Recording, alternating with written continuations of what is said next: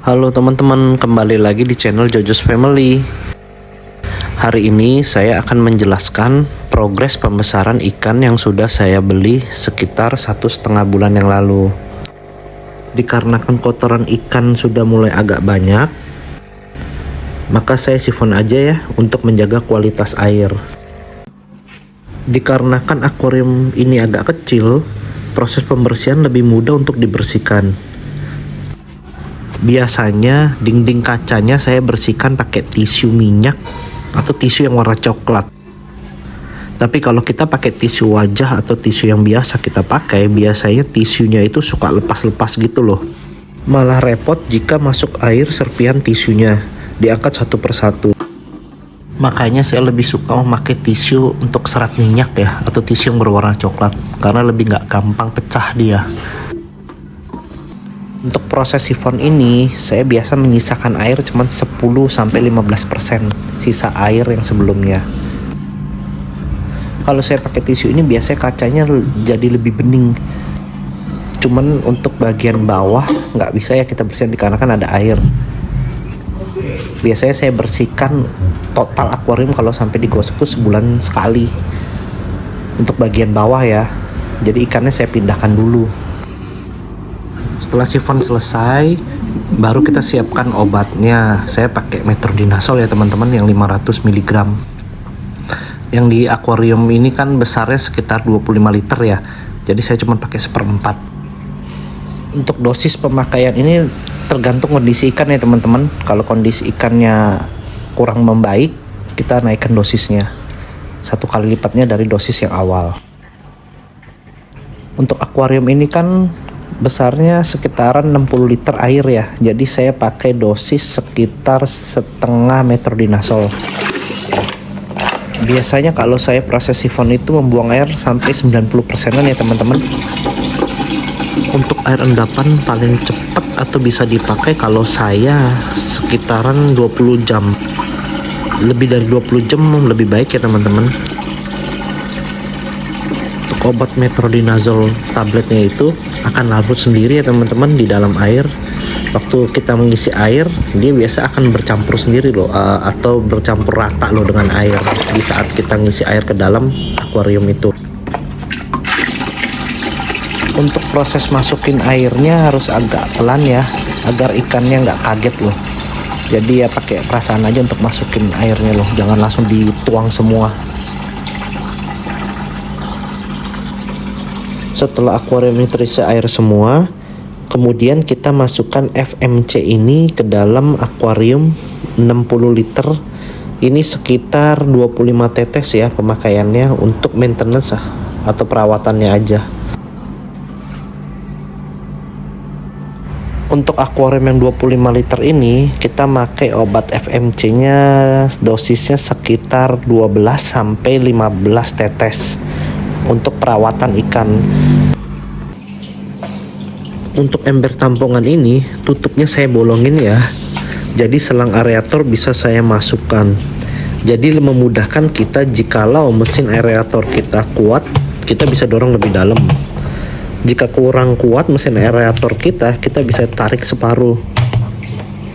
Dikarenakan selang aerator semakin dalam, tekanan akan semakin meningkat. Jadi tergantung mesin aerator kita ya teman-teman. Karena kan air buat nampungnya kurang, jadi saya pakai bak styrofoam ini buat nampung air. Untuk mesin aerator saya memakai mesin yang 4 lubang. Dikarenakan daya dorongnya kurang, saya ada yang saya satukan atau saya sambung jadi satu sehingga daya dorongnya lebih kuat untuk ke bawahnya.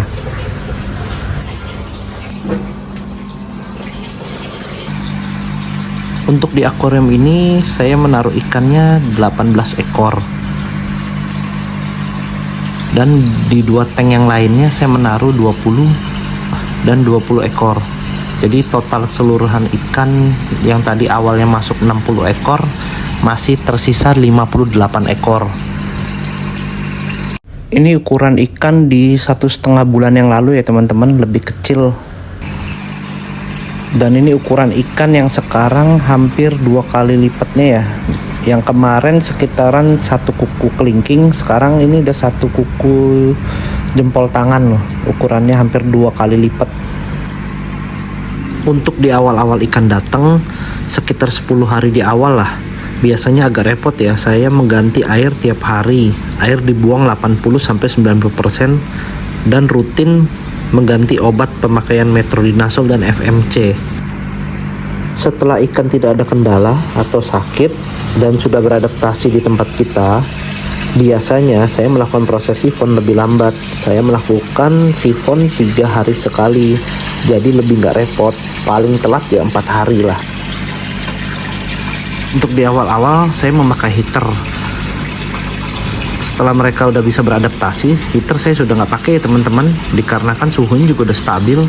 Kalau saya pakai penutup di atasnya itu suhunya bisa 30 derajat. Kalau saya nggak pakai penutup di atas akuariumnya, itu bisa mencapai suhunya itu 28 derajat. Dan di suhu ini, ikan diskus ini cocok untuk di suhu 28-30 derajat. Untuk ikan diskus ini terlihat jelas kalau ikan tersebut sehat. Di saat kita mendekat, si ikan langsung menghampiri. Biasanya ikan-ikan ini minta untuk dikasih makan. Jadi saya sehari memberi makan 2-3 kali, diberi makan secukupnya. Untuk pemberian pakan jangan berlebihan ya teman-teman. Soalnya kalau berlebihan biasa bisa merusak kondisi air atau bisa bikin amoniak naik. Untuk ikan diskus ini di saat masih anakan terlihat mirip-mirip. Di saat sudah agak besar baru terlihat jelas jenis ikannya. Jadi di saat sudah besar baru terlihat jelas di awal kita beli ikan ini sesuai atau tidaknya. Jadi tergantung si seller mengirimnya sesuai atau tidaknya, varian jenisnya yang dikirim oleh si seller tersebut. Untuk ikan yang ini saya beli sekitar 1 bulan yang lalu di online shop yang lain ya. Saya mencoba untuk beli ikan ini. Awal datangnya pada sakit ya, cuma saya lupa untuk video ikan ini di saat dia sakit. Di awalnya saya memesan anakan ikan diskus 24 ekor, tapi cuma dikirim 11. Lalu saya menanyakan kepada seller kekurangannya. Walau memang dikirim agak lumayan gede, tapi saya tahu yang dikirim dalam kondisi kurang baik atau sakit. Lalu saya komplain pengembalian dana ke Shopee, dan seller pun maunya dikirim sisanya. Tapi karena ongkos ditanggung saya dan ongkosnya instan lumayan mahal ya, saya nggak setuju. Ujung-ujungnya si seller akhirnya bersedia mengembalikan dana atau mentransfer balik sekitar 150 ribuan agar saya membatalkan komplain yang di Shopee saya ajukan. Kan saya pesan anakan ikan diskus seharga 395.500, ditransfer balik 150.000, jadi yang saya beli ikannya itu 245.500. Jadi dikirim 11, jadi saya per ekornya cuman kena itu 22.000. Walau ukurannya lumayan, harganya sih murah banget ya, cuman 20 ribuan lebih. Cuma repotnya ngobatinnya, tiap hari gantiin airnya terus.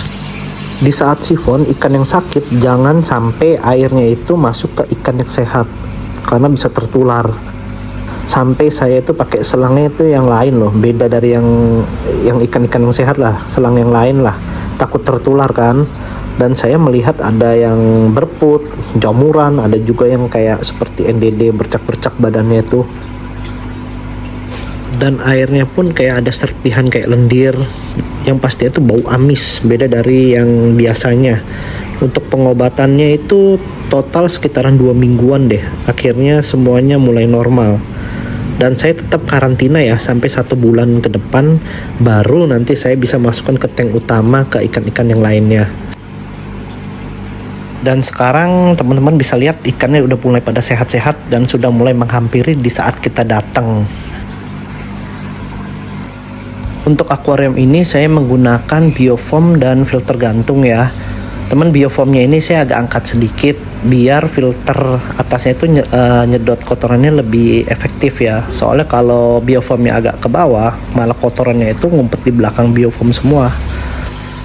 Untuk ikan diskus blue diamond ini saya pisah, dikarenakan teman-teman yang lainnya sudah pada sembuh atau normal. Jadi dia sendiri yang masih belum pulih. Jadi saya obatin di akuarium akrilik ini menggunakan mini filter ya. Untuk tips ikan yang sakit, walau memang setiap orang memiliki cara yang berbeda-beda, kalau saya sih menghadapi ikan sakit, kasih obatnya FMC sama metronidazole. Pemakaian 1 sampai 1,5 dari dosis perawatan. Tergantung ya, kalau ringan sih cukup 1 kali dari dosis perawatan. Dan setiap habis sifon, biarkan hanya aerator yang hidup, jangan nyalakan filter, agar obat lebih meresap. Biasanya saya membuang air lama sampai 80% setiap pergantian air atau sifon. Setelah itu, masukin obat. Untuk pemberian pakan di hari kedua ya, coba sedikit saja. Jika tidak dimakan sekitar 20 menitan, maka biasa saya angkat kembali makanannya. Lakukan setiap hari sampai ikan sembuh dan mulai mau makan. Setelah itu kurangi dosisnya.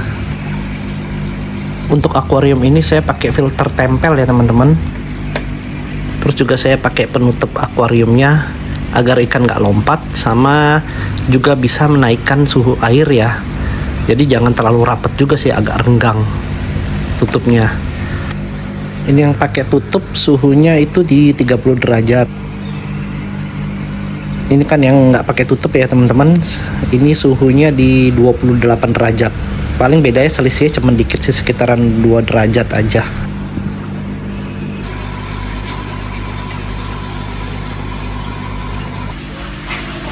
Dan ini anakan ikan diskus yang di awal saya beli 60 ekor, masih tersisa 58 ekor.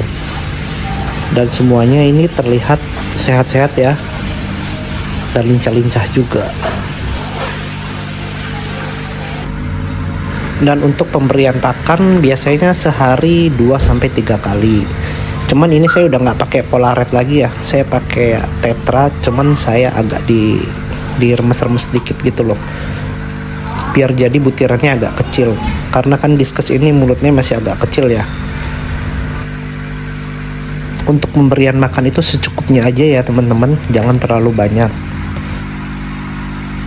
Untuk pemberian pakan ini biasanya saya lihat kalau makannya lewat dari 20 menit berarti saya kasih makannya terlalu banyak, jadi kita harus kurangin. Untuk normalnya pemberian makan ini dia makan habis itu harus 15-20 menit. Kalau lebih dari 20 menit itu udah kurang baik ya teman-teman. Itu berarti kita memberi makannya terlalu berlebihan. Untuk makanan ikan diskusnya ini saya kasih Tetra ya teman-teman. Dikarenakan makanan Tetra ini dia bisa tenggelam ya. Apalagi ikan diskus lebih suka makanan yang tenggelam dibanding makanan yang ngambang di permukaan. Semoga video ini bisa bermanfaat bagi teman-teman ataupun membantu untuk mengobati ikan-ikan yang sakit ataupun yang sering mati.